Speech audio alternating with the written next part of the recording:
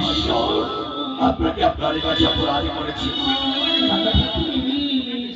না না কোনদিন যেন না শৈবা